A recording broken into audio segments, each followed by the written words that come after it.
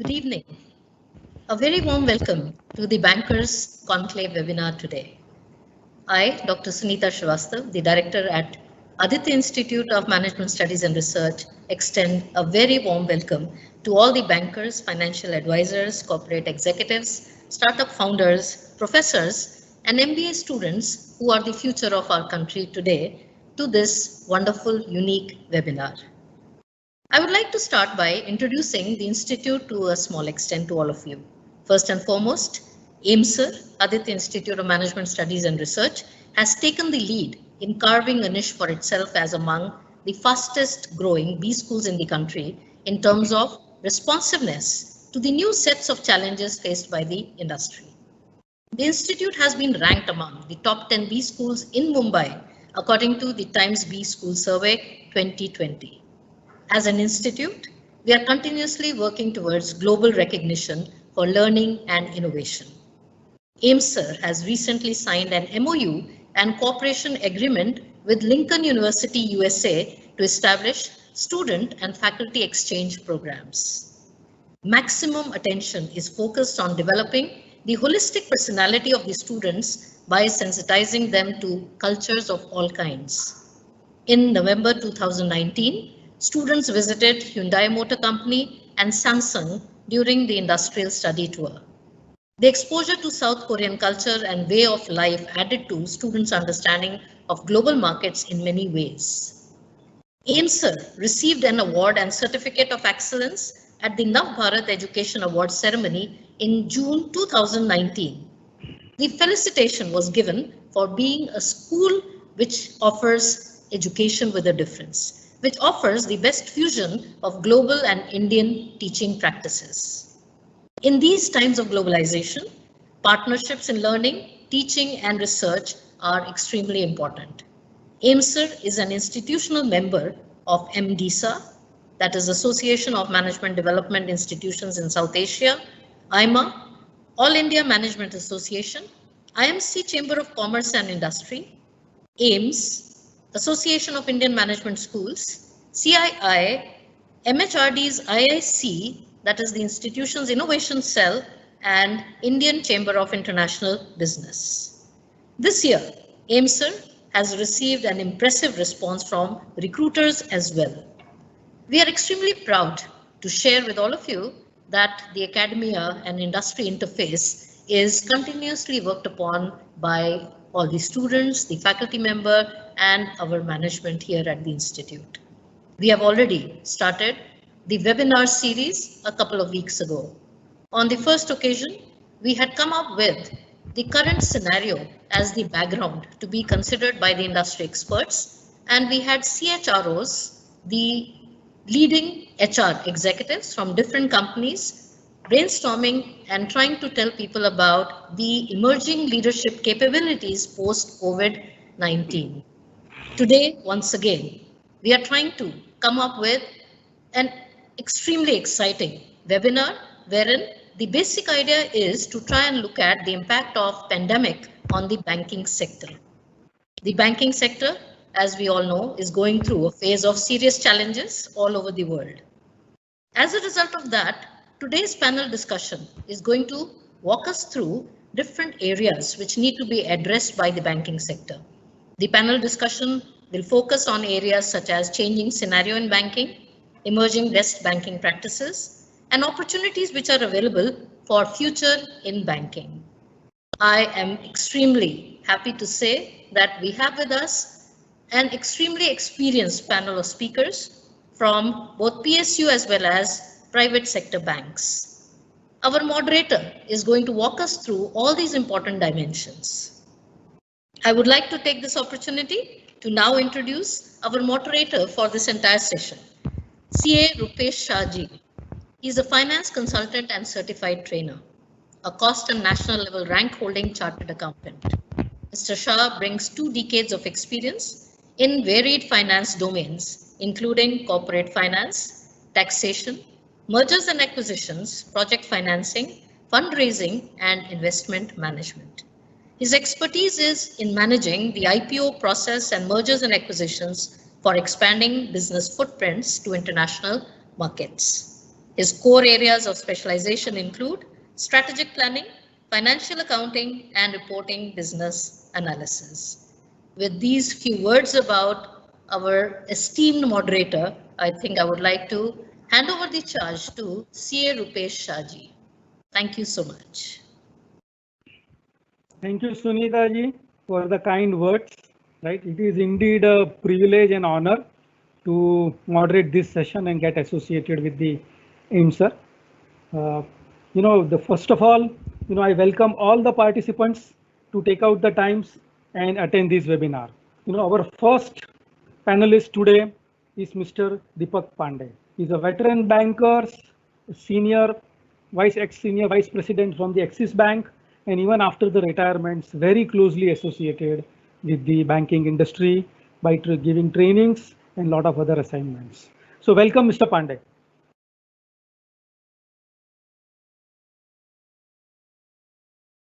Hello, Deepak ji. So can you hear me?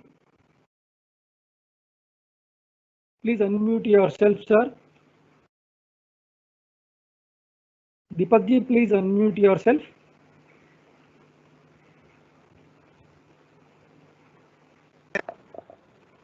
Welcome, Deepak ji. Hello. Yeah, I can hear you. Yeah, now your voice is audible. So, sir, welcome on board.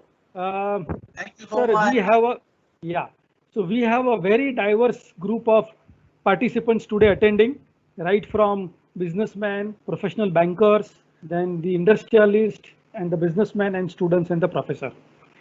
We have received, sir, lots of questions. We'll try to cover many of them, the questions which participant has asked. So to start with, sir, we'll be, like to know, sir, that there is a scenario or there is a world pre-COVID and the post-COVID. To be very specific, it is started as a health crisis, now look like converting into the economic crisis, and the banking industry is a very, very important part of the economy.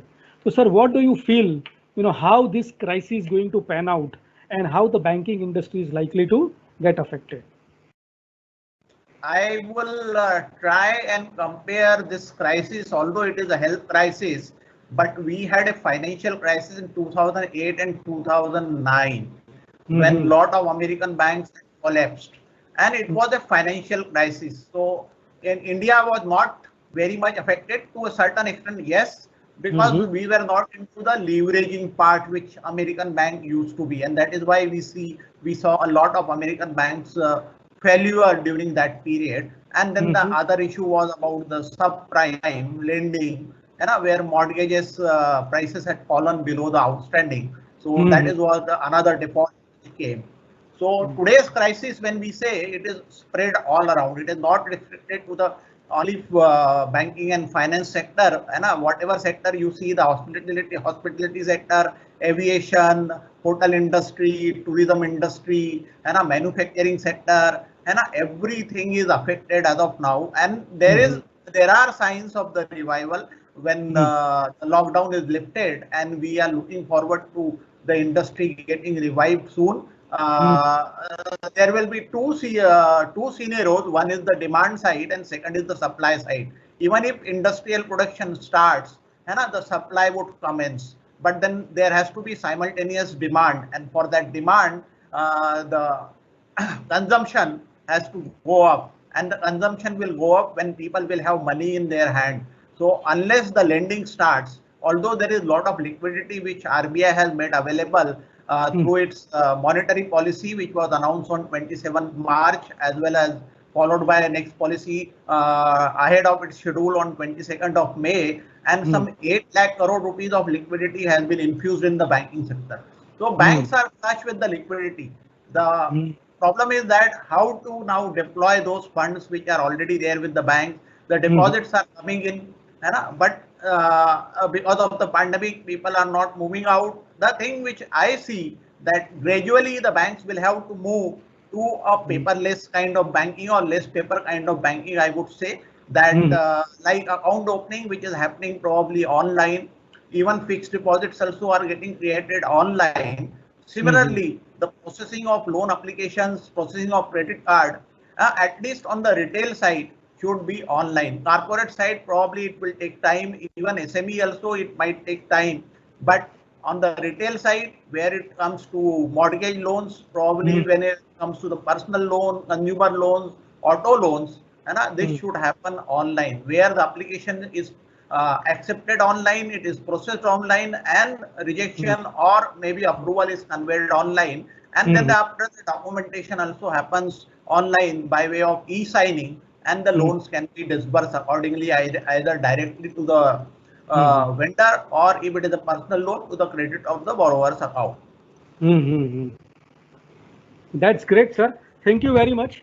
So we can understand that, though it is a health crisis, but it has affected all the sectors. Yeah. And, it will take a while for economy to pick up, right?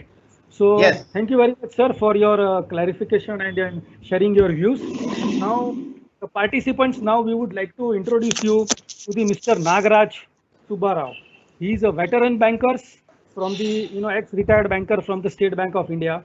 He has retired as the AGM from the State Bank of India, and we'd like to thank him to join all the way from the Bangalore and to spare the time for this webinar.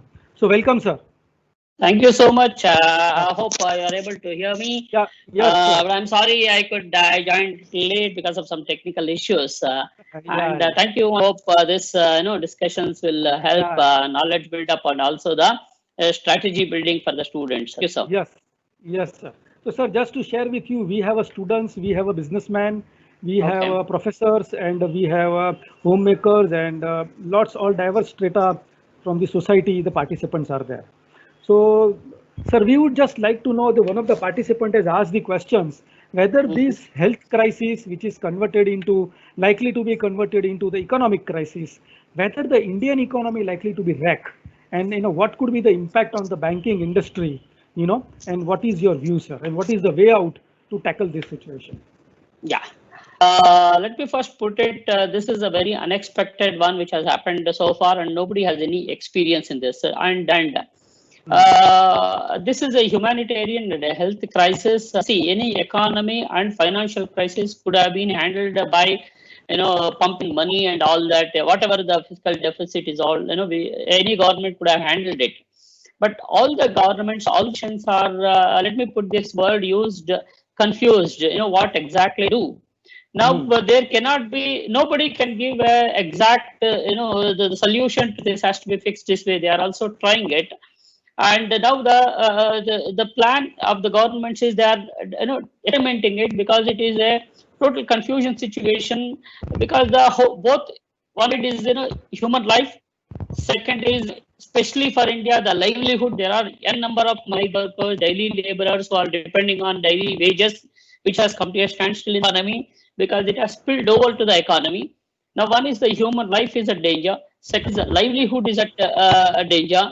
Now the government's responsibility, the governance has to take care of the things. Now, where should I give the priority? Whether should I give priority to the human life or build the immediately? You can't build the infrastructure for the health. You can't have the beds, everything now. So whether should I give the food is the important, health is important, or should I go and face the economy? Because any economy, when it spill over to the economy, this vision is not because of the lack of money. There is an amount of money available, the savings are available, government is ready to pump in, but even the pump in crores of rupees, I'm not sure that the situation gets fixed. So now what happens, the first aid approach they are trying, band-aid approach. The lockdown is a very dangerous thing which has happened for the economy, because activity has to go on. Now instead of a spare part of a vehicle, if my tire punctures, I can do something about it and then fix it, pull the vehicle for some distance and I'll do that. But now my engine itself is in the problem. So this situation, there is no straight jacket solution to fix the economy. They are trying, and if you see the measures taken by the government, any structural measures if you take, it is going to take a lot of time to give the results to that, any structural thing. So my solution, my suggestion basically is any these kind of situations to be fixed through the, one is the helicopter money. You should distribute money, number one, because people have to spending it. Second is a band-aid approach or a first aid, which is for the time being is the right thing to do. Okay. Great, sir. Thanks. So just to summarize, sir, we get the sense from your view that it's a trade-off between lives and livelihood, right? And Yeah. to some extent, we have to bear the pain in the economy. Right. So with these words, Sir Deepak, sir, I would, Yes. would like to know from you that up till now, whatever the measures the government has taken, including the stimulus package and all these things, right? So, sir, and the quantitative easing and kind of the Fed has given the statement they can go to any extent to support the market. So, sir, in that scenario, sir, what do you feel for MSME sector, particularly in India, and what role the private sector banks and the public sector bank, can play, and to what extent, they have played so far, keeping in mind the Nirmala Sitharaman statement, right, about the disbursement to the MSME sector. So, sir, we would like to know from your experience, right, what is your view? So while announcing the stimulus package, the first thing which was done was about the fiscal stimulus, which was for the amount of 1.7 lakh crore. And that was the money which had gone to the farmers, to those who are below poverty line, those who were the daily wage earners, and then probably the ration was provided. That was the first stimulus. It was followed by the next stimulus, which was of 20 lakh crore. And that stimulus included the credit line for the MSME sector. So government has given a 3 lakh crore rupees of credit line, and that is a guaranteed for the public sector as well as the private sector bank to extend the credit to the MSME sector, and where I think the distress is very, very high.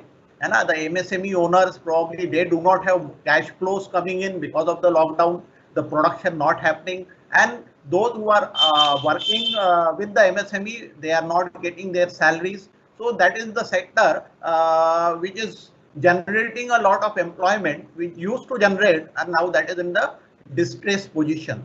So this 3 lakh crore rupees of credit line which government has sanctioned, the banks have already started acting on that. And if you look at day before yesterday's news, and all banks put together have already sanctioned some 87,000 crore rupees under that credit line to the MSMEs. So obviously the disbursement, the full disbursement has not happened. It is happening based on the completion of the document, completion of the formalities, and the banks are very keen as long as there is a guarantee, banks will not be much concerned. And this is the time of crisis where really banks have to come forward and extend the credit for the revival of the economy. Because once the MSME economy revives, the corporates, probably the bigger ones, they have enough of strength. Probably they will be able to revive it by raising the money from abroad and whatever other sources are there. But MSMEs, probably they will be more dependent on the bank, and banks will have to come to the rescue of the MSME. And that 3 lakh crore rupees of credit line only exclusively for the MSME is a big move. And banks are really doing it very well on that part when they have already sanctioned 87,000 crore rupees of loan. Okay, great, sir. So thanks for your view, sir. Just to summarize that, these credit line, emergency credit line given by guaranteed by the government, it's a really boon for MSME sector. And both the public sector bank and private sector banks are doing their bit to support the stressed MSME sector. Thank you, sir. With this, we would like to introduce Mr. Vinit Jain, Chief Manager from Bank of Baroda, young and dynamic bankers from the Gandhinagar. So Vinit sir, please come on the board, and we would like to know your views currently. Hello Vinit sir, can you hear me? I think there is some technical problem to get connected with Vinit sir.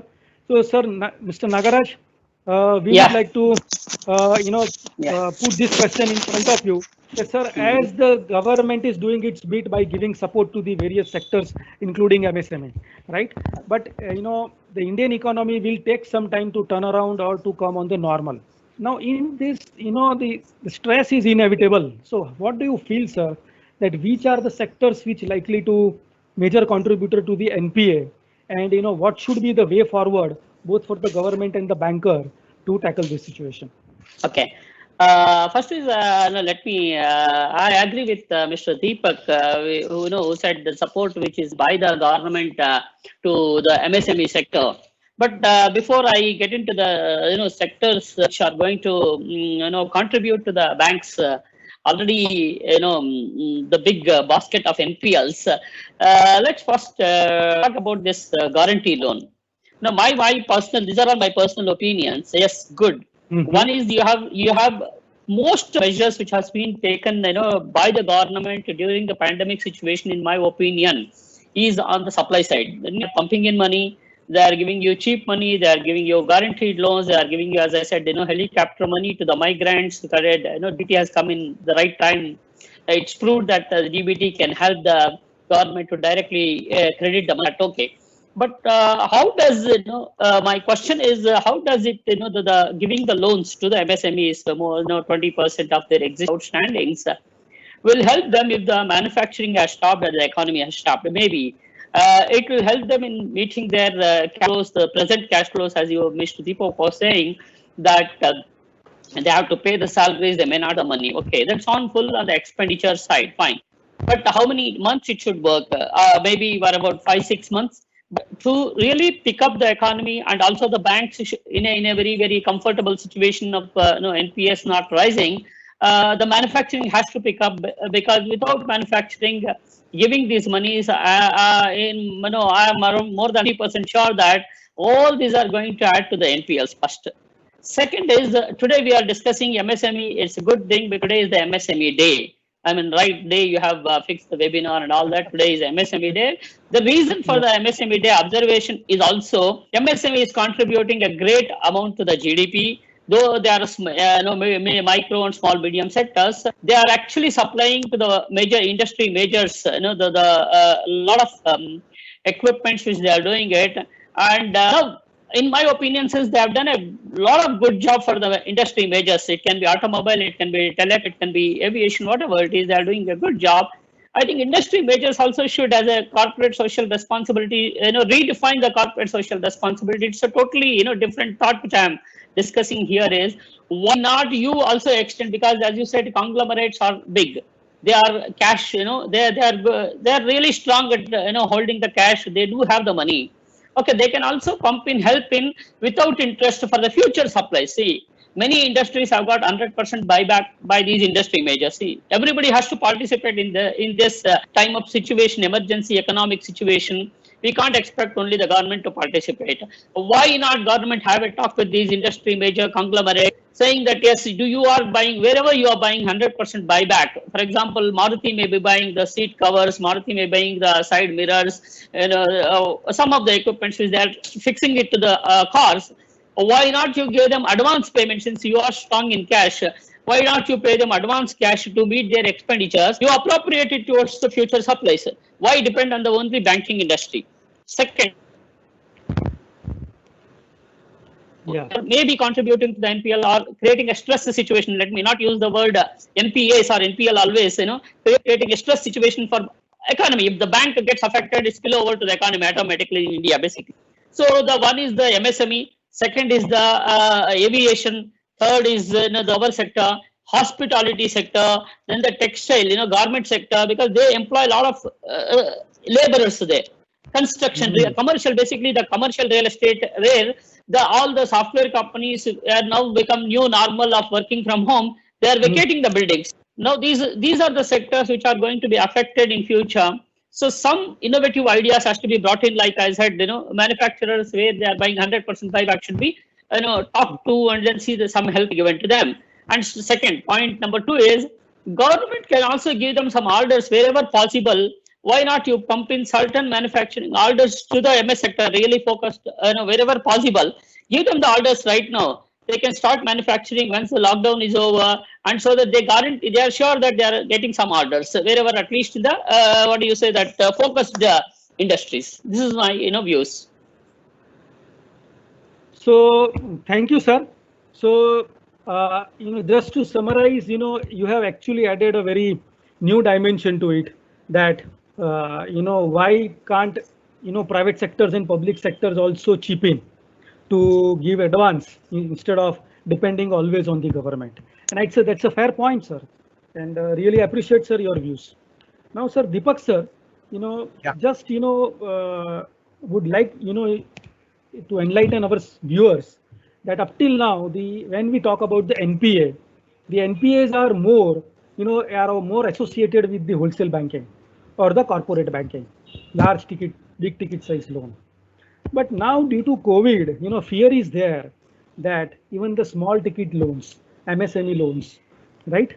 Loans connected with the small builders, vehicle loans, consumer loans, right? These can also on the firing line. They can also convert into the NPS. The banks were actually looking at the retail banking as a new growth strategy.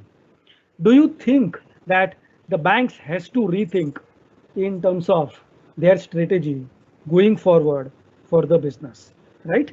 So, sir, we'd like to know your views. Please enlighten, right? So Yeah, all over to you, sir. before I speak about the retail banking, I would like to add to what Mr. Nagaraj has said, that corporate sector also has to chip in.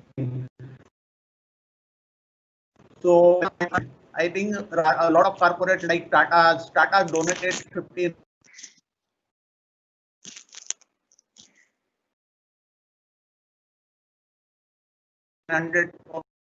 So your to the voice, PM sir, CARES your fund. voice, yeah, sir, your voice Bank of is India cracking. has, yeah. So State Bank of India has donated a percentage of profit to the PM CARES fund. So now coming back to the retail loans and to the MSME sector, I think RBI has already announced a moratorium of 6 months. That during these 6 months, the EMIs and the interest need not be paid by the MSMEs, those who are opting for it, as well as the borrowers who have opted for the moratorium. And during this period, even if they don't pay their credit history in the form of civil forbearance, this is a step which is taken by the Reserve Bank of India to ensure that there is a cash flow with the borrowers as well as with the MSMEs who are availing the moratorium to a certain extent. Obviously, it is not going to take care of entire. If we look at the government also has helped by reducing the TD from 10% to 7.5% on the professionals and a lot of other services which are extended by the professionals, where TDS is now deducted like dividend. Now the TDS deduction is 7.5% instead of 10%. On the professional fees, the deduction is 7.5%. Similarly, on the interest and all. So government has also tried, in addition to the banks, that there is enough of liquidity or some kind of liquidity is available. Now NPAs, those who have opted for the moratorium. So if we go by the percentage term, probably the Bank of Baroda as having 65% who have opted for the moratorium period. But that does not mean that the NPA risk is very high, because on default, Bank of Baroda had given the option of opting, whereas other banks, they had given the default as opt out. That unless you opt in, you will not be offered the moratorium. So only those who have opted for the moratorium, they have been extended. So this percentage, which in case of ICICI Bank is 28%, for Axis Bank is 25%, and HDFC Bank is also around this level. So that really doesn't indicate that what will be the quantum of the NPAs which are going to be.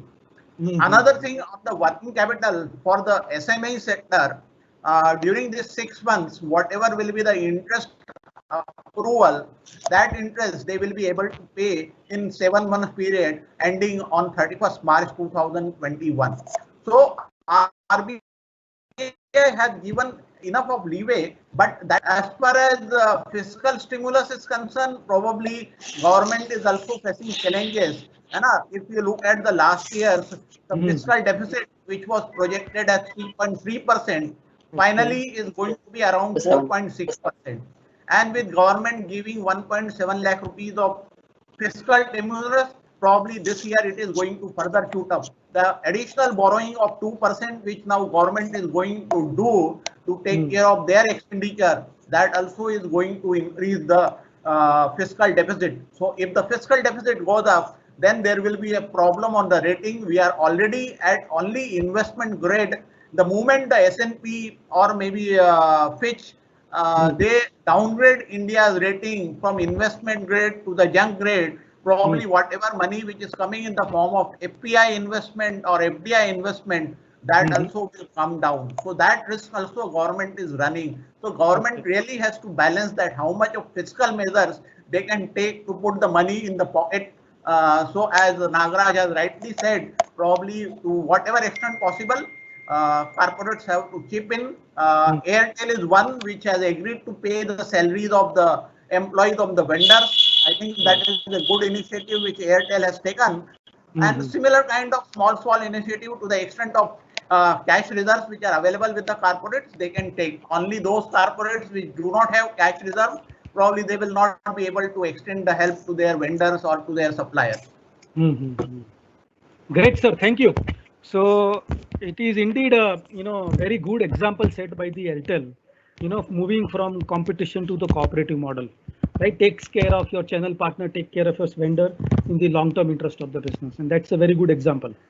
With this, I would like to call on the board Mr. Vinit Jain, banker from the Bank of Baroda, right? Chief Manager from Gandhinagar. Sir, can you hear me, sir? Am I audible? Vinit sir? Hello? Vinit sir, can you hear me? I think there is some issue in getting connected with Mr. Vinit sir at Gandhinagar. So, hello, Vinit sir? Yeah, I can hear you, sir. Yeah, can you hear me? Sir. Yeah, it's clear, sir. So welcome, sir. So we really thank you, sir, for taking out time from your busy schedule all the way from Bangalore, sir. You are now, agreed to participate in this conclave. Welcome, sir. So, sir, we would, discussing about the NPA, the current NPA and the potential NPA. So taking the cue from the what Mr. Deepak Pandey ji has said. So, sir, we just, one of the participants from the City Corp has asked that whenever there is in the past, we always talk about NPA in public sector banks, the government talk about consolidation. They want to merge all the banks and reduce the number of the banks in India. So, sir, do you think that now, even the retail banking also likely to face, NPA going up? And do you see that this trend of consolidation likely to emerge and gain the speed even in the private sector bank? So we would like to know, because the Bank of Baroda was the first bank, right, from where you come, where the mergers took place. So share your experience, sir, and your vision for even private sector bankers consolidation. Sir, your voice is not audible. Yeah.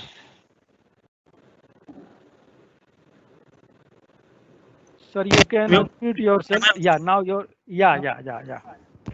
Actually, sorry for the noise. Right now, I am traveling, so this is a little bit of inconvenience that is there.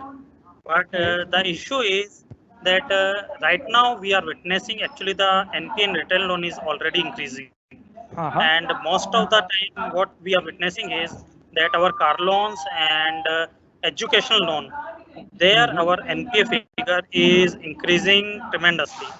So what we are witnessing, that earlier the stress was only limited to the large corporate sector, but now this stress is coming to MSME and then now transferring to retail sector. And to stop it and to help our retail borrowers, what we are doing, we are providing the liquidity support, like what Deepak sir has already mentioned. But as of now, what we have to do is, we have to first understand whether there is a short-term mismatch or there is a very, very urgent requirement to restructure the loans. And that's why most of the time we are witnessing that industry representative as well as many other people who are closely witnessing this stress, they are recommending for restructuring of the loans, right, sir? And what I will do is, this is just now this announcement is going on, so let me change my location within 1 minute, then I will again continue. Yeah, we will come back to you, sir. No problem. Yeah. So thank you, sir. So as per the Vinith sir view, even the retail banking and the retail loans are also, on the fire line. They are also the NPA has started going up, right?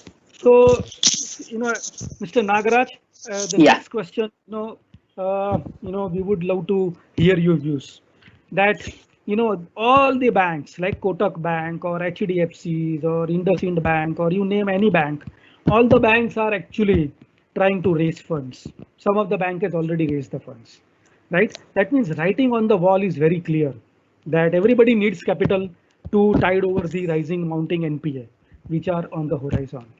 But as the Deepak sir has rightly pointed out, that the country as such is facing, a rating downgrade from the international rating agency.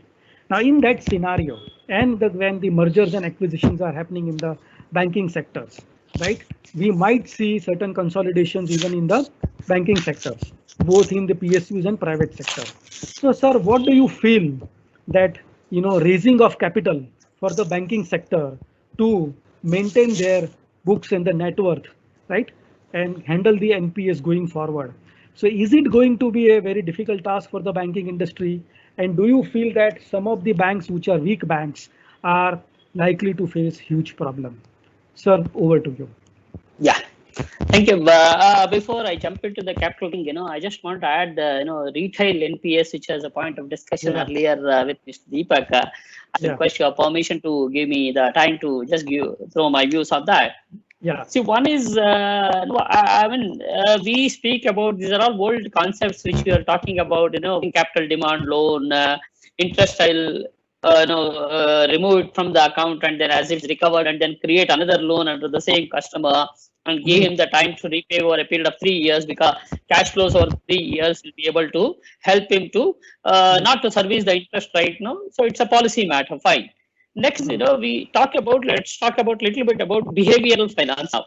This is the most important thing which I am thinking about today. Now, even now for me, if I have to spend money, and though I'm a little bit privileged compared to others, I think now 10 times last 2 months, even to spend about 2,000 rupees.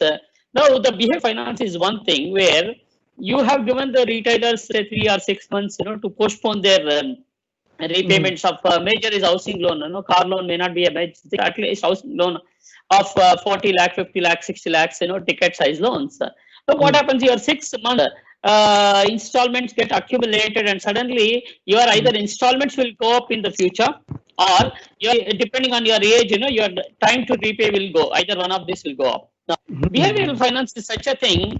When I am not able to, when I have enjoyed for 3 months, 6 months, you gave me a comfort level and I spent the money, everything, because Indians' mentality is like that. Now, when it becomes due after 6 months, you see the intention not to pay. I'm using the word intention, not the capacity. Capacity, I'm not questioning here. The intention not to pay will really rise, and then it will change. Now, every customer will have in either SMA1, SMA2, deficits will fall. Even the retail customers. Now, what happens? They don't have the intention to pay. They always keep 1 or 2 installments. That habit has come. Now, what this is supposed to, one suggestion to what some few banks are also doing is, one is how do we do this? Now, change the thinking pattern of the customer. That's the only thing you can do that, right now, because some of them would have lost the job, some of them would be in the pay cut. Yes, fine, agree. Now, what the banks are doing, there's the continuous communication channel has to be open with the retail customers and the small business segment. You keep on in touch with them either through emails or through phone calls or all kinds of communication channels. Keep them open. Give them the disadvantages of not paying. Wherever it's possible. If not full installment, you have to pay, let's say 10,000 rupees. Pay 2,000 rupees. It will reduce your burden. At any point, one day you have to pay the loan. So what I'm trying to say is, for the banks now, open channel is one method to kind the. I'm not saying reduce. You can't do that. At least contain the NPL problem issue is. Keep continuous communication channels through social media, through the advertisements, through broadcasts, podcasts, all kinds of channels you have it to educate, enlighten the retail customer and the small business, saying that please repay, please as much as possible. Though you have opted in, opted out, you can always credit it. So this is one thing. Otherwise, the retail really will go up. Coming back to the I'll come to the Basel. One important thing in the Basel 3 or whatever Basel Accord. One is unexpected losses and the capital concern buffer. Now, testing times for that. Everybody said, what is this capital conservation power? Good times, I keep some money aside capital and all that, the 2.5%, whatever. When all the students are there, they will be knowing academically all these things. They might be knowing it. Now you see, this CCB, capital conservation power, is put into test now. Whether that conservation buffers has been created by the banks, because this question falls under not the expected losses, your probability of default, all that models has gone. That you have already provided to provisions. So many banks have done the COVID provision, new which we never had. HDFC Bank, everybody has done a COVID provision. They knew that NPS had go up. Now, when you talk about that, now there comes the unexpected losses. There are two concepts in the Basel 2, Basel 3. One is expected losses, which is a product of PD and all that, and one is expected losses. This unexpected losses is, you cannot measure it. So far, there is no measurement tool to what is kind of an unexpected losses. Now, for these unexpected losses, for the banks, the left out is the capital is the thing which is left out for them to rise it. Now, in India, taking the Indian example is, banks, I'm coming to the first is I'll address the public sector banks. Public sector banks have faced a lot of tides during their 30, 40, 100, few banks are 200 years old. So for them to raise the money, because Indian economy is a broad-based economy compared to other economies, very broad-based. You have very small manufacturing industry contributing to the GDP, and there is a big conglomerates are also there. So all the sectors in the economy exist. So being such a broad-based, there is a lot of opportunities for the banks. For example, banks have started doing now going to the bottom of the pyramid. The NBFCs is a big competition. The recent statement of the HDFC Bank chief is, we are going to now spread our girls, create a platform for urban and rural area. State Bank of India has really come out with a new vertical, totally financial inclusion management micro market, where they are going to hit focused. I can use the word a really gunshot approach, not a rifle approach, gunshot approach to the address to really get that, because it's a small ticket loan. Risks are widely spread, and your margin very high because they pay there is no negotiation, unlike a conglomerate where you big amount and then the concentration risk is not there. So giving this widespread opportunities available to the banks should be able to raise the cap. In India, there shouldn't be any problem in raising the capital. And only issue comes here is, government clearly said that we are not going to help you in pumping in, because we are already facing a huge fiscal deficit with this kind of fiscal measures which we have taken. So we may not have any spare money to give the banks as the capital supported. So there may not be anything coming from the government side, which they were doing all these years. So boards have to become really innovative in raising the capital. Maybe the QIPs, they have to have a strategy and then raise the capital right now when the market really picks it up, and then have that buffer for the future, NPLs which is going to rise. This is my opinion. Yeah, great, sir. Thank you for your views. Just to summarize, there is a need for working on the behavioral side of the customer, at the same time on the side of the lenders also. Because unless we take care of molding the behavior of the people in the society, purely the NPA problems cannot be solved. So I really appreciate, sir, your views. Sir, with this cue, Vinit sir, I would like to turn to you that now, yes, sir. Now there is really a need to work on incentives and the behavior about various schemes which is announced by the government and finance ministry. The sole idea is to help the economy to revive fast, at the same time that NPA levels are under control.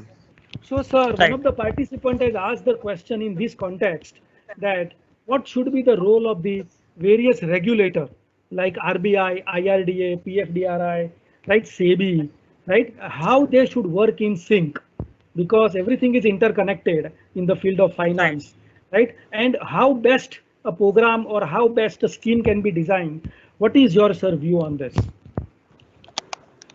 Right. So this is a very good question, because right now what we are witnessing, that even regulatory arbitrage is there in many industries. and some of the financial institutions, especially the big NBFCs, are taking advantage of many loopholes available in the system. So what we have to do is, first we have to create a synergy in such a way that all the financial institutions, whosoever is regulating them, whether it is RBI, whether it is a NABARD, whether it is SEBI, they should have the common understanding of the regulations, so that at least if there is a failure of one big NBFCs or one institution, one cooperative bank, it should not impact the confidence in the system. What we have witnessed recently is the crisis of confidence in some of the cooperative banks. At the Hmm. same time, what is also happening that some of the large corporates are trying to take advantage and trying to get divert the money to some other group activities. So they are diverting fund in the name of investment, or they are using box structures, and many other such modus operandis are used by these people just because one entity is regulated by RBI and the other entity is regulated by some other regulator. So what is required is that a super regulator kind of thing, where all these regulators can sit together and then they can discuss about these loopholes and can plug them. Other than this, the second important point is that there should be common standards at least for the banking institutions, because if we are giving certain advantage to certain type of financial institutions, then what will happen that just because of that they will get advantage, they will be able to offer certain products which are crucial to survive certain institutions. For example, real estate companies, like what we have witnessed in one big NBFC, that they have given very large moratoriums. So Hmm. moratorium was given for 5 years, 7 years kind of thing. So Hmm. this is very crucial aspect, that now different regulators should work together so that confidence in the system should be retained, right? Great. Great. Thank you very much, sir. Just to summarize, it's a high time all regulator now should come on the common page and try to remove the regulatory arbitrage. Thank you very much, sir. Deepak, sir, Yes. I would like to, put one question in front of you, and it is maximum number of frequency of this question come from lots of participants, especially from the business fraternity, and that is regarding the latest controversy on interest and also the interest during the moratorium time, right? Sir, as the Mr. Nagarajan has already sounded that this is the time where it's a need of the hour to work on behavior of the all section of the people, all the players in the financial markets, all the customers and all the lenders. So, sir, can you throw some lights and educate our viewers on this controversy? Yeah. So this interest over interest or maybe interest waiver, this is now under consideration of the Supreme Court. And Supreme Court had a last hearing on 12th of June, means 15 days back, and where they have advised the government as well as RBI to come back with the proposal. The first proposal which was discussed in the first hearing was about the complete waiver, where Supreme Court had asked the government as well as RBI that why the entire interest component cannot be waived when you are talking about the moratorium for a period of 6 months. But then RBI said that if we waive the complete uh, interest, that amount itself will come to 2,10,000 crore. And since most of the banks in the public sector and some in private sectors, they are bleeding, it is not possible for the banks to absorb amount to that extent. And then the next thing is about the government, whether the government can take that burden into its kitty, that they fund that interest waiver. Probably for government also, we have talked earlier about the fiscal deficit already reaching 4.6% last year. This year, because of this pandemic and the fiscal measures, probably it will be even higher than that, which definitely put our rating at stake in the international agencies, and obviously the fund flows in the country will come down. So government really has to balance that. So after that, Supreme Court has said that now, if not entire interest, at least interest over interest, that can be waived. So now the RBI and the government, they are working on this, and they are working out a formula that to what extent there will be hit on the exchequer if government tries to absorb that kind of expenditure. So once they are out, I think the next hearing is slated in the first week of August. So we will have to wait till that time. But interest over interest will not be very large component, probably maybe to the extent of 15,000, 20,000 crores, which probably government will be able to bear. I see that this will be a positive sign that government might agree, RBI might agree that yes, interest over interest component can be waived. I was talking about how the regulator, means Vineet has talked about the regulators, whether they are working in tandem.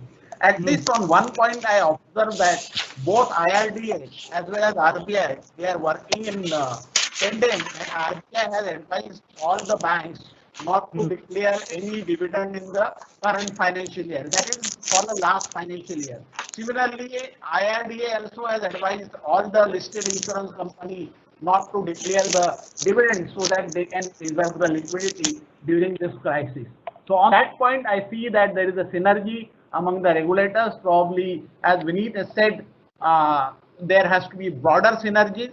RBI had its board meeting yesterday. They have discussed various aspects. Probably in the coming days, the internal team of RBI comprising deputy governors and the governors, they will come out with some new things for this. And as far as the government is concerned, we have heard that maybe government will come up with the third stimulus.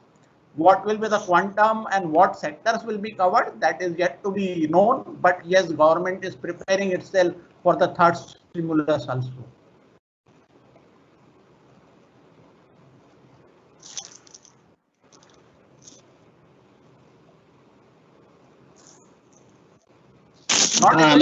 Not able to hear Mr. Rupesh. Yeah. What the, after taking the cue from the Mr. Deepak's view on interest waiver, right? Assuming that Supreme Court take a very liberal view on this, right? How do you see the impact on the behavior of the depositor on this? Nagaraj, sir. Sir, let's talk about the retail, one. Yeah. I have 3 points to make here. One is in India, among the regulators, we have one called self-regulatory bodies. The most important, Association of Mutual Funds and IBA, IIB, and all these things. A lot of we have self-regulatory bodies. I think these self-regulatory, including FEDI, all kinds of self-regulatory, they have a very important role to play now. I mean, in my opinion, by reading, a lot of wherever material is available, I don't see much participation of the self-regulatory body in either come to the government, because there are people who can do the brainstorming and then recommend to the government, because the government has been taking the many views of these self-regulatory bodies and make a regulation also. But through the statutory regulatory bodies. So this one, self-regulatory bodies can think about one. Second, coming to this, you see the savings pattern of the retail customers. If you see from lockdown, between lockdown 1 and lockdown 4, I have some statistics. I don't think it will be worth to share it here. I have a table where a lot of money has moved into the banks through fixed deposits or savings deposits, because now every retail individual customers, have realized the importance of the savings for future. Okay, that's, we also call it as gap money, where sometimes I lose a job, 2 months money I should have in my kitty as a standby, so that I don't become suddenly I don't have money in my pocket. So the money has, a lot of money has moved into the institutional savings or deposits side. When such kind, that money again is coming to the economy. When you put it a money deposit in a bank, it naturally comes down, gets invested in some economic sector in a big scale. That's of course the basic bank process. Now, when these individual customers, when the NRIs are sending also money to the India, because they are also not safe there, they are wants to put the money here now. When it is happening, when they are giving you the money, so one of the things, okay, this may be a failed money or very, you don't know whether they will take it, but still, for the short time you are getting this money, government is getting this money. My suggestion is you look at law sectors, you look at farm sector, you looked at defense sector, you did a lot of structural reforms, great. But why not give some relief to the retail customers also? Maybe don't charge the rental into, say rental income is free of tax for the next 1 year at least. There's many people have rented, NRIs have rented out their property, they are staying outside. Now the NRI, if I give a house at, for example, in Mumbai, 50,000 rupees, and I give, that's the India income earned in India, and if I don't take the DTAA benefit also, I pay 20-30%. So that can be used to pay his insurance. That is a relief for him. Yes, it's a one of the, it again hits you on the side. Already your tax collections are low, but it's a very small amount in my opinion, though I don't have the statistics to prove that. Second one, why not, as Mr. Deepak was saying, it's in the code. Why it should be in the code? You can always give simple interest rates on the housing loan for the next 6 months. Don't compound it, interest on interest. Give it a simple interest rate. Or if you can't do that also, why not capitalize the interest and separate account and put that money, remove that money as you do it for the MSMEs, working capital capitalization, working capital demand loan. Capitalize the interest, put it in a separate account, and give it for another, you are giving equity, extra personal loans on the leveraging the LTV ratio of the property. Property value has gone up, you are leveraging, you are giving personal loans at the same rate of housing loan rate interest. Or banks are not giving, banks are giving. For the good customers who are regularly repaying, you are leveraging the appreciation in the asset value. You are giving an additional loan, called it as a personal loan, but you are not charging 18%. You are charging the same home loan rate of interest to encourage. Fine. Why not the same analogy, same business strategy brought in here? Leverage the appreciation is always there. There is a cushion available to you in the LTV ratios. Okay, by defining the NPL definition and all that, that is not going to solve the NPL problem. Redefine, you can redefine anything. That is not going to solve. But why can't do this for the retail customers? Large portion of retail customers, is in the performance, asset category. And second is you are also giving them, you are also proving them that yes, we have given you some relief to some extent. This is my opinion. Great, sir. Thank you very much, sir. That means there is a lot of requirement, and there is a really need of the hour is to go for innovative products and innovative thinking. So, with this, I would like to move to Vinit, sir. So, the Vinit, sir, Yeah. do you think that with this problem, which economy is facing, the way the banks try to process the loan or do the credit assessments, whether there is going to be any major change in which the lending is going to happen future? Yeah, definitely, sir. Because right now what we are witnessing that it is not only a liquidity crisis, but also we have to assess their business model with a complete new perspective. So one thing is sure that we are going to move towards digital lending first. So we are creating infrastructure where we can relate their GST return, ITRs, their account statements, and the kind of transactions that they are doing with real debtors and creditors. So what we are not only trying to do is to help them, but also to assess their complete business model. And whenever we feel that there is a stress, we are going to support them. So this is the first change that we are witnessing. Then the second change that we are witnessing is that how to give them extra credit, the kind of support that they require right now. So one is short-term requirement that we are already giving in terms of extended credit support, which is also guaranteed by Government of India. And the second change that we are witnessing is that we are going to ask this borrower to start new project if they are willing to. But this is something where we are feeling that promoters are not coming ahead. They are not asking for the enhanced amount of loan. So this is the one issue that we are also witnessing, that promoters are not having confidence that yes, this is the right time to go for expansion. So this is also hurting the credit growth, but yes, banks are ready. And the third and the most important change that we are witnessing is we want to make the process very, very robust and fast. So what we are going to do is we are also establishing separate fintech departments, separate digital lending departments where specialized people are working on algorithms, where they are doing data analysis, and they are trying to find out who are the customers and what are the different products that we can offer to these people. So these are some of the big changes that those are happening in MSME sector. Apart from it, in large corporate sector also the changes are happening. There, our specialized teams are working with those people and trying to assess the stress that these people are having. And recently what we have witnessed that a lot of demand is coming from large corporate side. So this is something that we are witnessing, right? Great. So with the change in time, right? With the change in time, change in the process, change in the credit assessments, that means it's really a need for bankers, all the upcoming new young people joining the banks, need for upgrading their skills. The way the bank will process the loan, the credit assessments will definitely undergo a change. Thank you, sir, for sharing your views. Deepak, sir, Yeah. there are lots of questions coming from the general public Yeah. about the recent announcement by Reserve Bank of Finance Ministry to put cooperative banks directly under the supervision of RBI. Sir, what does that mean for what does this mean for general public? For the benefit of our viewers, sir, please enlighten them. Yeah, so if we talk about the country as a whole, there are 1,540 cooperative banks in all, and they are managing almost some 8 crore rupees, 8 crore depositors who have kept around 4.84 lakh crore rupees of money with the cooperative banks.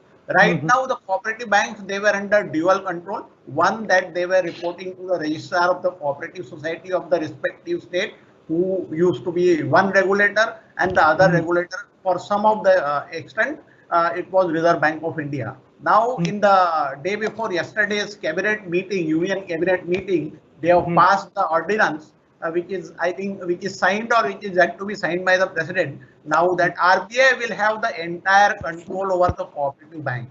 So whatever processes which are applicable to the public sector bank, to the private sector bank, whether they are old generation, whether they are new generation, even the small finance bank and the payment bank, the same regulations will be applicable to the cooperative bank. So the quality of credit, that obviously will improve, because there was no credit appraisal kind of mechanism which was streamlined in the cooperative bank. Moreover, the cooperative bank control, it was in the hands of the politicians or the local leaders. So the quality of the credit also was not ensured. Cooperative banks, they were offering very high rate of interest, and that is also one of the reasons that there was failure of the bank or the moratorium was fixed. Another big thing which Union Cabinet has approved, that earlier RBI, before announcing the closure of the bank or maybe restructuring of the bank, they were announcing moratorium, like it was announced for Yes Bank in the month of March. Now, Union Cabinet has passed the ordinance which says that RBI need not announce moratorium, they can directly go for the restructuring. So, if the RBI undertakes the audit of the cooperative banks, they see that all the processes are complied with, and even cooperative banks also will be under pressure that every year there will be audit of the RBI, or maybe by the external auditor, or maybe by the concurrent auditor. The compliance part will definitely get much boost as compared to the old system. So I see that the quality of compliance in the cooperative banks will get big booster, and with the RBI taking control, even the faith of the depositors also will be higher in the cooperative banks. Otherwise, in the crisis area, what we have actually seen is the flight of deposits from lesser known brands to the well-known brands. That is what is happening. I was just going through an article in the newspaper that HDFC Bank, which is a well-known brand, and obviously it is the most capitalized, market capitalization is the number one with 5,50,000 crore rupees of market capitalization. That bank, during this lockdown period, they opened 2,50,000 savings accounts. So that is a big thing in itself, that even in the lockdown, through the online processing, you have been able to open 2,50,000. Credit to the HDFC Bank, the way they have really had their short-term strategy, that how to take care of the business continuity, and that is what they have done. So the banks also will try and move to the online system. Wherever customer is not able to come, they will provide the online facilities. KYC also will be online. Even over a period of time, as the banks will not be able to open many number of branches which they used to do, the money which will be saved out of the branch expansion, probably that will be invested in the technology upgradation, the retail loans, the SME loans, and maybe to certain extent the LC bank guarantees, they also will be processed online in the time to come. But this might be probably medium-term strategy which might require more than 12 months. But this is where the banks are moving. But that is only one perspective, and that is the bank's perspective.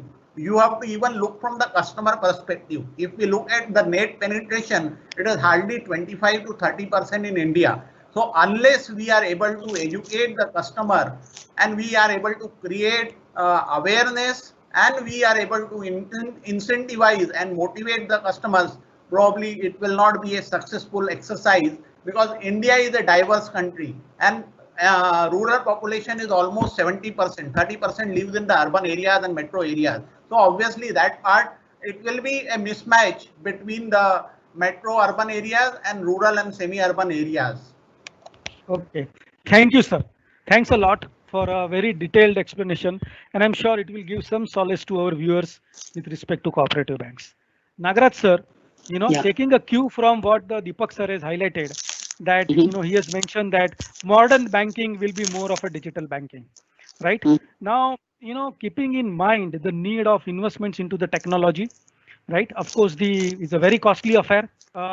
We would like to know two things, two dimension out of this, that what will be the impact on the employment generation in banking sector when we talk about the modern banking? Because when more of a technology, there is always a fear, the less the employment. And second question is in respect to technology, the huge amount of investments in the technology required every time from safety perspective and for updating the new and new technology. So do you think it will impact the margin of the bank and profitability of the bank, and the margin of error will be very less for the bank going forward to maintain their profitability? Sir, over to you. Thank you. Let me make one big statement, which is very light, but it will be the right thing. Now, people call banks are technology companies doing banking. Yeah. Banks are software companies, but do banking. You should know. Yeah. I mean, it's every day something comes in. It's a technology company basically. 25% of, I mean, I don't, let me not put it, at least 10% of the TCS workforce works in many banks in their own business buildings. They have become a banker. If you go, for example, I'll give the example, people should really witness how the technology integration in the banking is happening.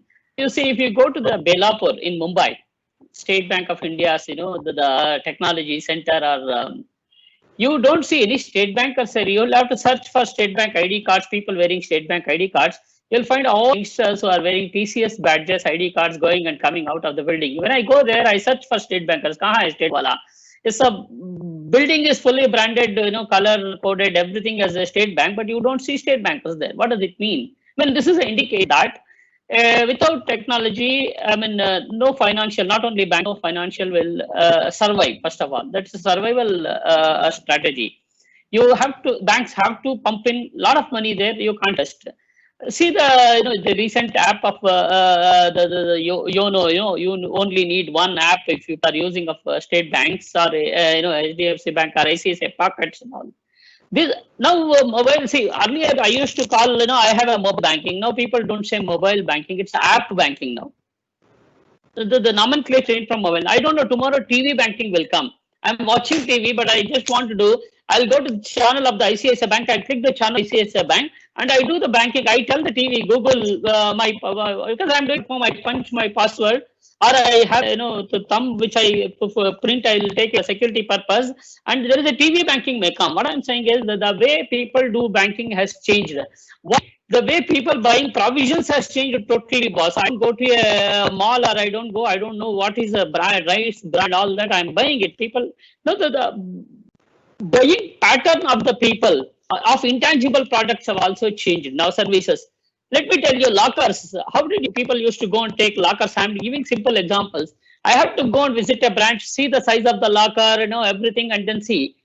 I don't need to do. People don't buy houses going into the property. Now you're seeing the property plan, everything. You have a, what is that 3D view of the plan, and you can buy online property. Are investing 1 crore buying a flat online, and why can't you do banking? I mean, I don't see anything. First, I come to Deepak, Mr. Deepak's figures of how do we handle this and make a habit, because the word habit is such a word. Remove the word H, a bit remains. Remove the word A, bit remains.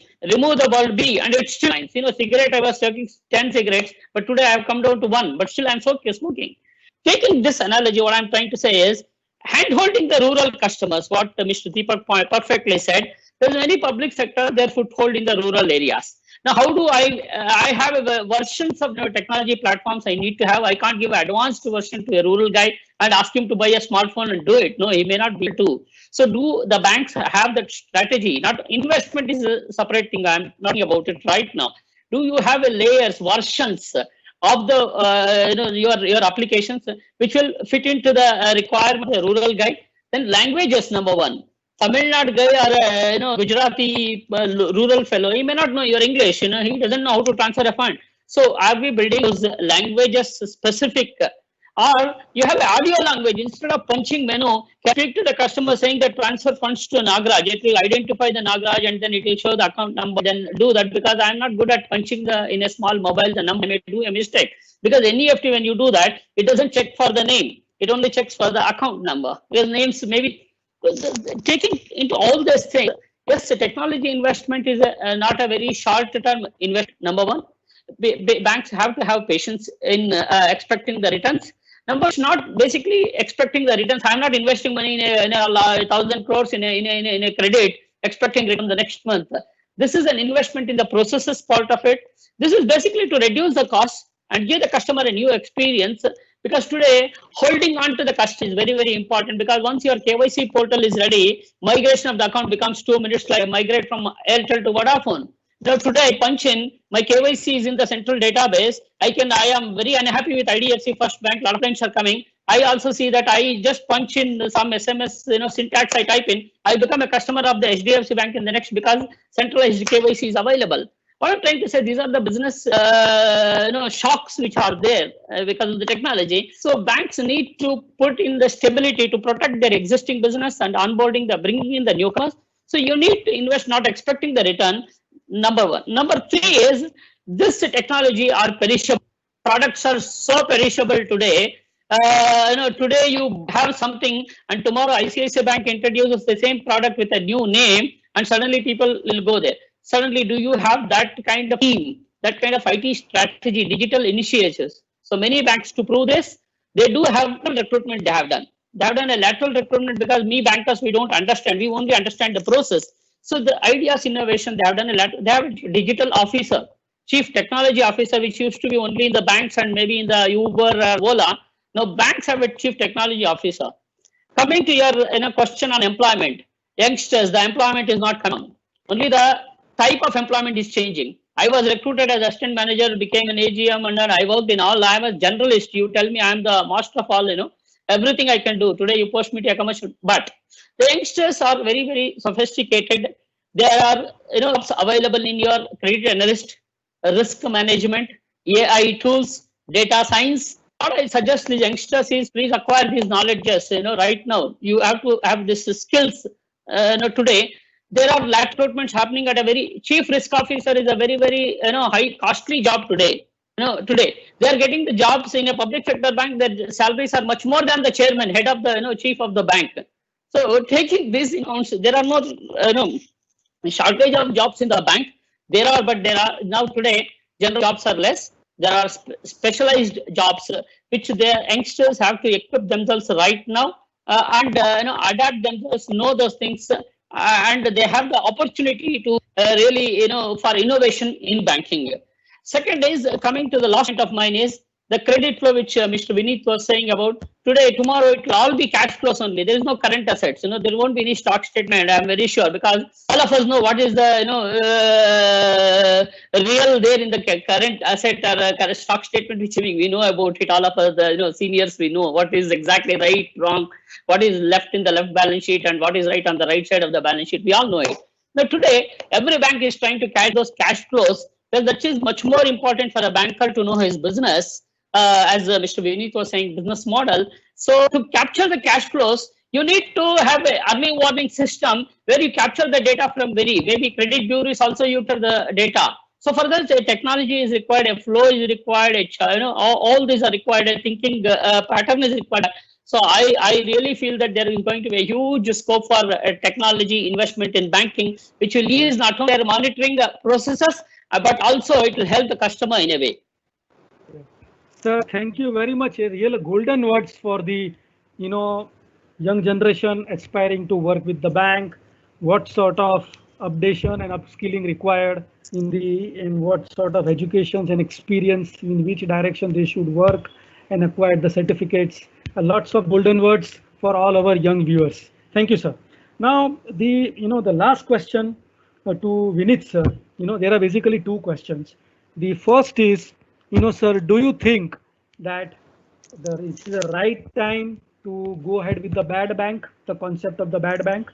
And do you feel the problem which NBFCs and MFIs is facing and likely to face in the future, there is a lot of opportunity for banking sector?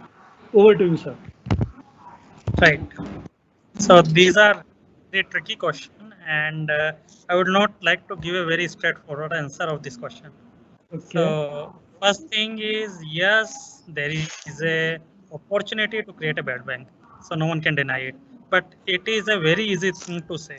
We can say, yes, we have to create a bad bank. We should transfer our bad assets to that particular bank. But what about credit culture?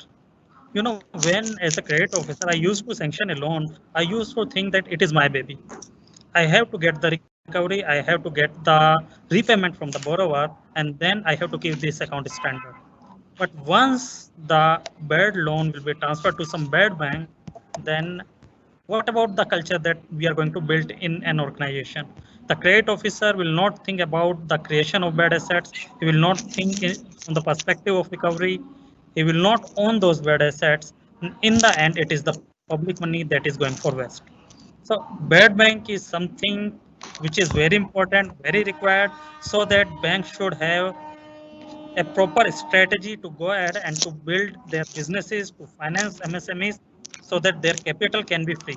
But at the same time, if we are going to create a bad bank which is going to accept all the poison from these banks, then we are going to deteriorate the culture of these organizations where no one will care for the NPAs. I remember that in 2012 and 13, people used to think how to stop NPS. They were very, very careful that no account should turn into NPA. And right now, what is happening, if one account is going for NPA, we think that, okay, if it is going for NPA, let it go. But we are not going to take the risk. So this is the kind of attitude which is also hurting the support that we can give to the MSMEs or large corporate, because we are afraid of different C's, CVC and the CIC, CBI, and because of those people, we are thinking that we should not support those organizations where some kind of issues may emerge in future dates. So because of that, we are sometimes bankers are becoming a little bit sticky in taking decisions. So bad bank is a bad idea from that perspective, but good idea from the perspective of making capital available for the banks and to finance new ventures, new startups. Now coming to the second question. Mr. Yeah. Mr. Shah, with your permission, can I throw some light? Because recently I have written a blog also on the bad bank. So bad bank proposal was first mooted in the economic survey, which was submitted in the Parliament or Lok Sabha in January 2016. After that, there was a committee which was set up, and in March 2016, the bad bank proposal was moved. And it was obviously gone into the dustbin, and nobody took cognizance of that bad bank proposal. But last month, on May 12th, IBA, that is the self-regulating body of the bankers, that has moved the proposal to the Finance Ministry for creation of the bad bank. The proposal is that the initial capital of 75,000 crore rupees will be there as a corpus, and only a limited number of assets will be bad assets will be transferred, and obviously there will be a haircut also. It is not that the credit culture will be affected. Even when an account is declared as NPA, there is a due diligence whether there is a staff accountability in the account becoming a non-performing asset.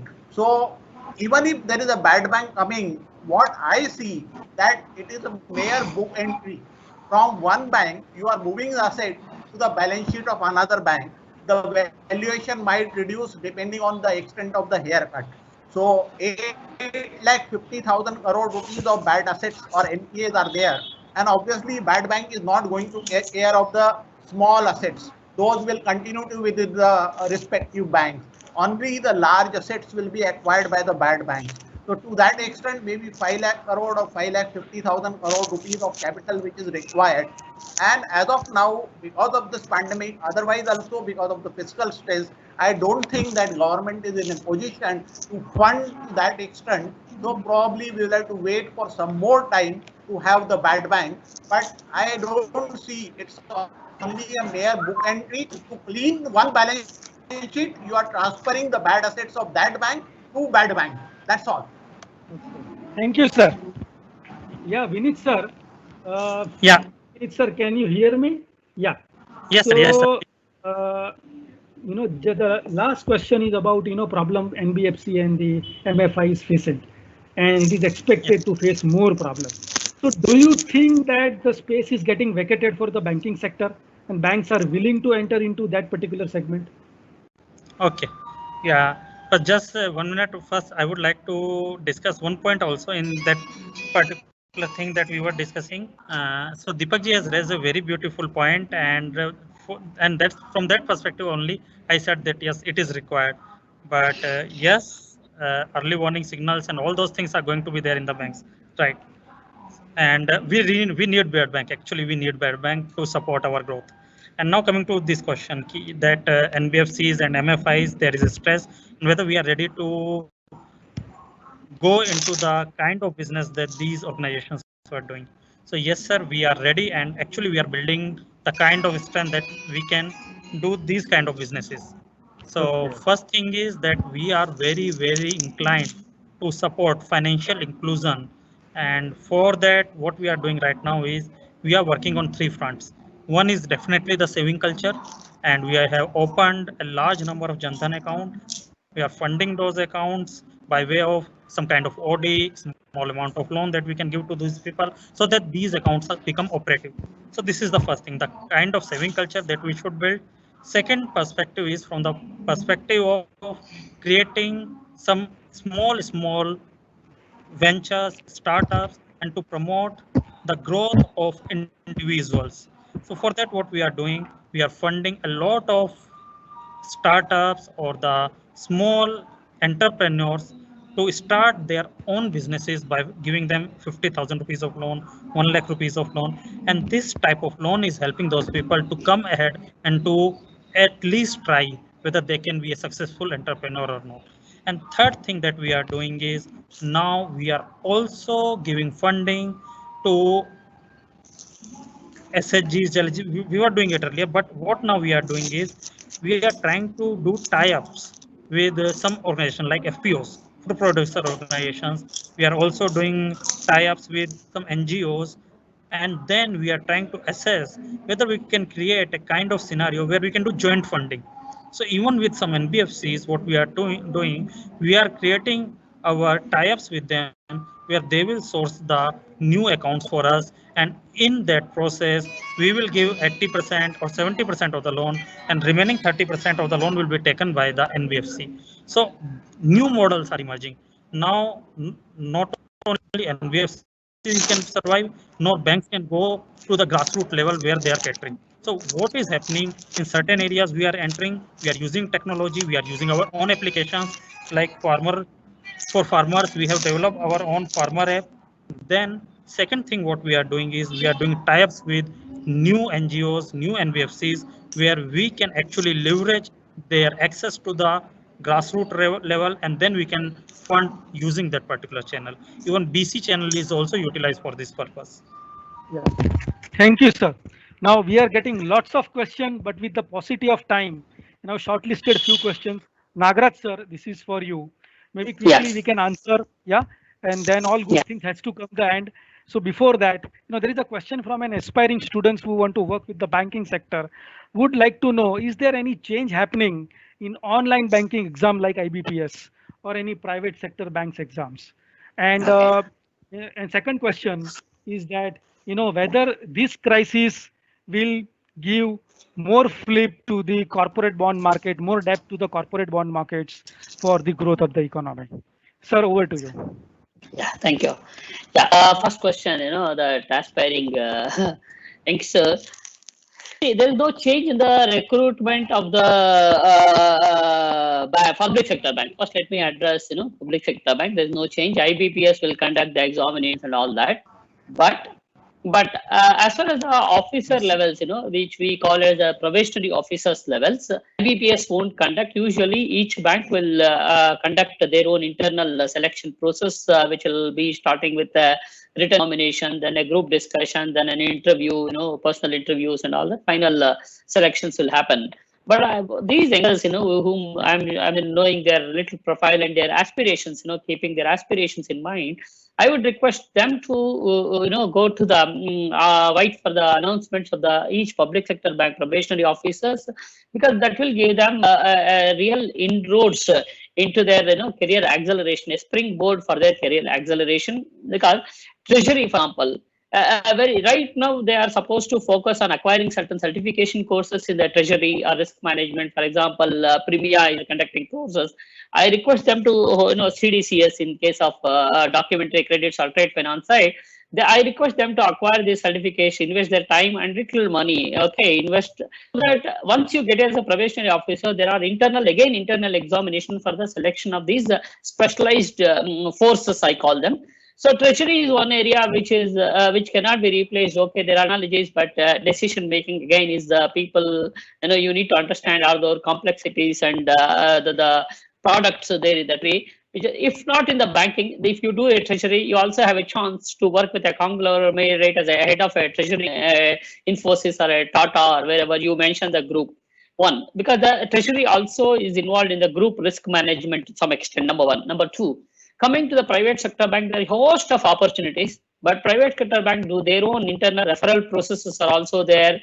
So you need to keep, be a member of a LinkedIn, get connected with the people, share your thoughts so that this is how the virus, this is called viral marketing of yourself. How does virus, enters my laptop? I put your, hard disk into this, it doesn't tell me, it attacks my laptop. So you do the viral marketing today.